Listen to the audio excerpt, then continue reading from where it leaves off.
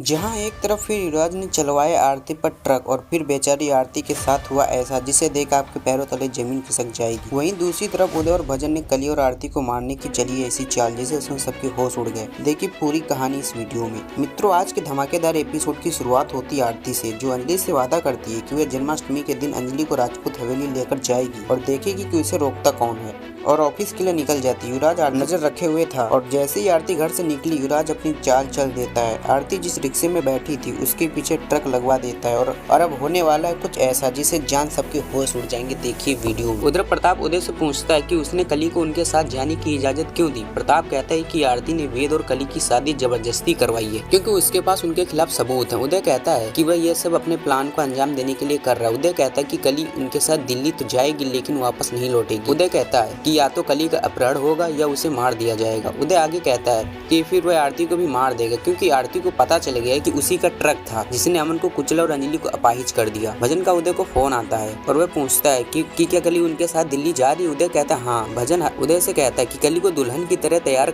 कराना और बताता है राजघराने की तरह कली का बहुत ख्याल रखें, बाकी वह संभाल लेगा। उदय हामी भरता है। उधर आरती ऑफिस जा रही होती तभी पीछे से एक ट्रक टक्कर मारने के लिए रिक्शे के पीछे आता है, लेकिन तभी आरती रेड लाइट में पहुंच जाती है और जैसे ही ग्रीन लाइट होती है आरती आगे निकल जाती है, लेकिन भीड़ होने के कारण ट्रक वहीं फंस जाता है और आरती निकल जाती है। आखिरकार बचते बचाते ऑफिस पहुंच जाती है। फिर आरती अपने फोन में अमन की फोटो देखती है। वह अमन से शिकायत करती है कि राघव उनके घर आकर उनका अपमान कर गया। आरती कहती कि अगर वह होता तो राघव को डांट देता। आरती कहती कि उसे अमन की बहुत याद आ रही है और इस पर भावुक हो जाती है। आरती को कली का फोन आता है। कली कहती कि वह आज बहुत खुश है क्योंकि उदय राजवंशी ने उसे अपनी बहू मान लिया है और बताती है कि राजवंशी परिवार के एक दोस्त ने उन्हें शादी में बुलाया है और सगाई से पहले वह सब उसे दिल्ली ले जा रहे हैं। ये सुनकर आरती हैरान हो जाती है। मित्रों, कली को फंसाने वाली चाल से कली पूरी तरह अनजान है कि अब आरती भजन और उदय की चाल से कली को बचा पाएगी।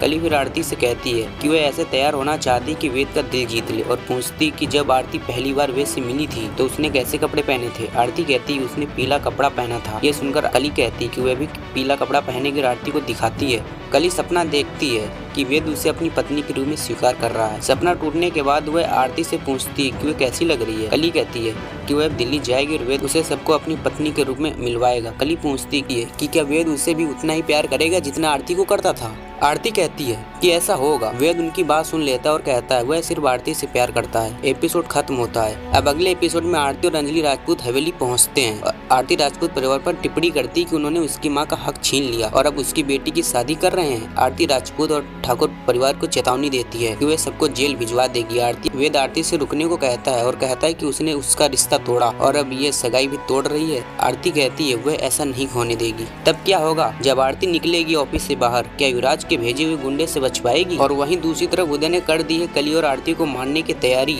अब आगे क्या होगा देखिए सब कल के एपिसोड में शाम 6 बजे। धन्यवाद दोस्तों।